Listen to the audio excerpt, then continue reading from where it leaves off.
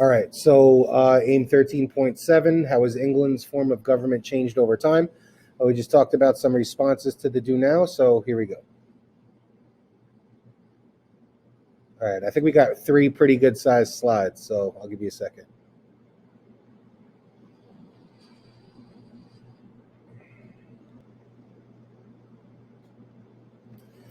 Okay, so now we're into the 1600s. This is the century after this, so this is 50 years, between 50 and 150 years after Henry VIII. King in charge now is King Charles, and he's fighting with Parliament.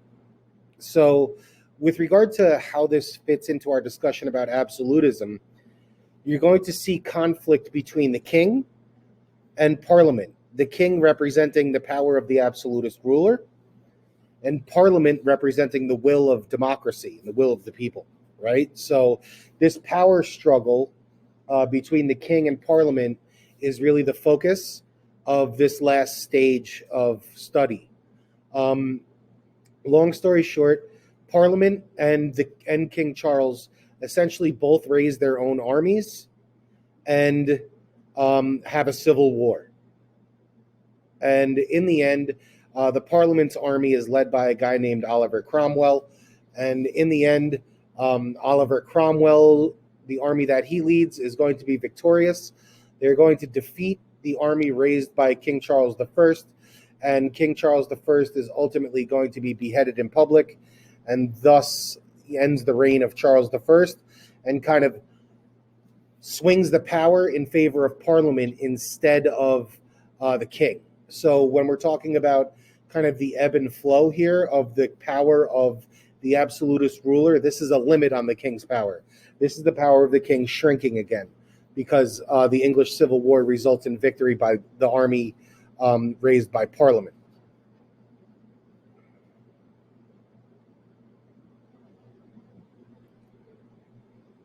All right, I'll give you a second here.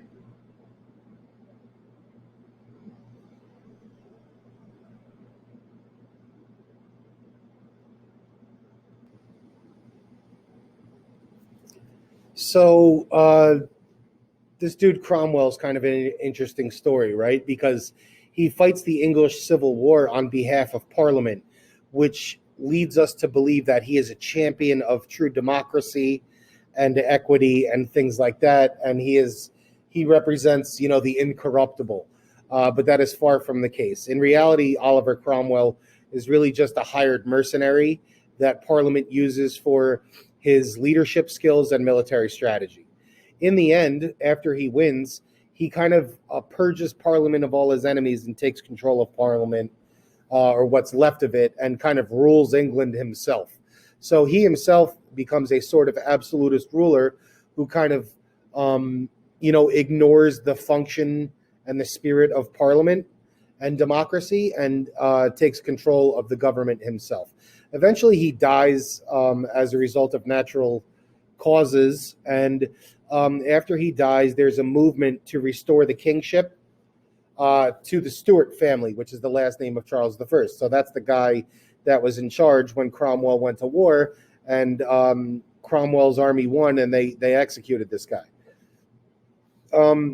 Eventually, England is going to be invaded again because the king and Parliament are going to strike up their old rivalry again. New king, same story though. The struggle for power between the king and Parliament remains. And what happens is English Parliament requests that a Dutch kind of conqueror, if you will, a guy named William of Orange, they basically contact William of Orange and say, do us a favor and please invade England, which is kind of a strange thing for Parliament to ask for. But Parliament's idea is that William of Orange will invade England.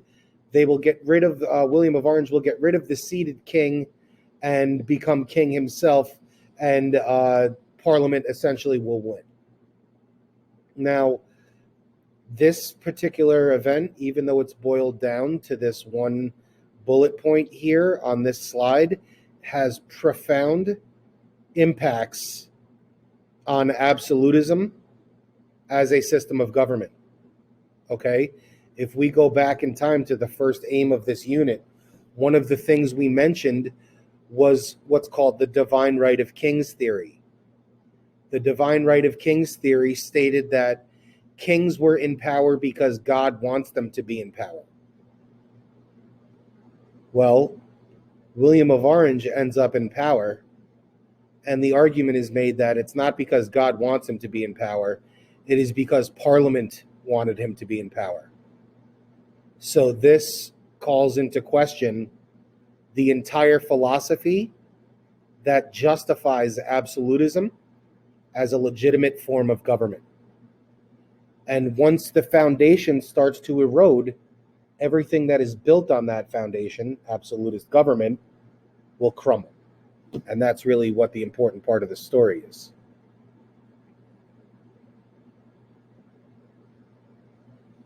All right, I'll give you a second. This is the last slide.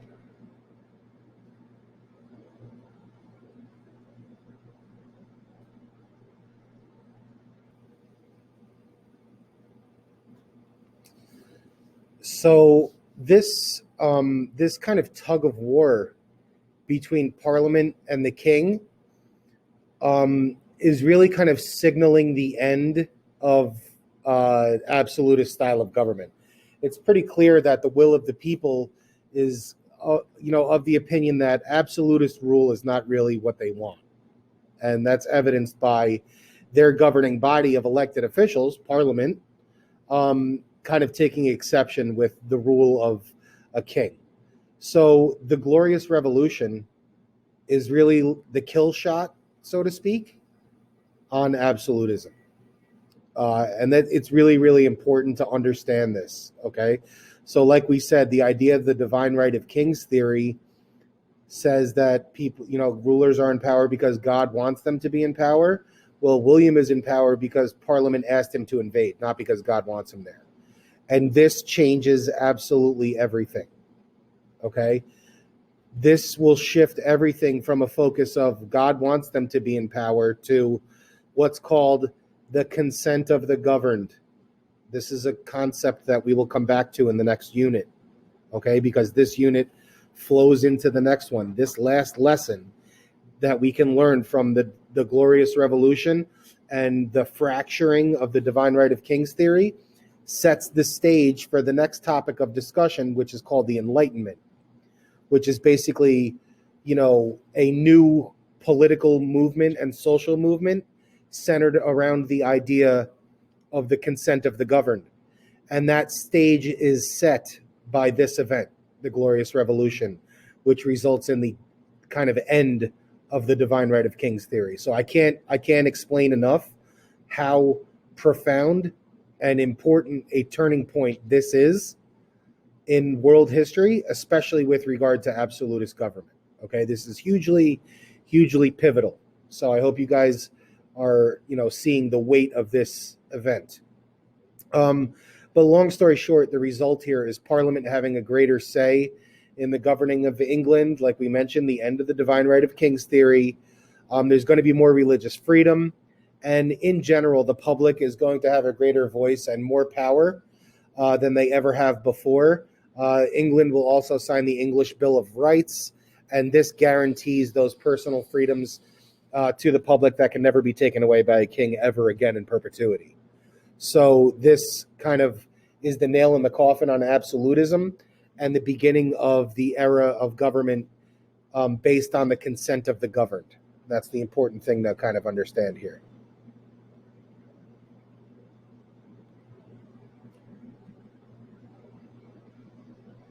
All right, so just bear with me a second.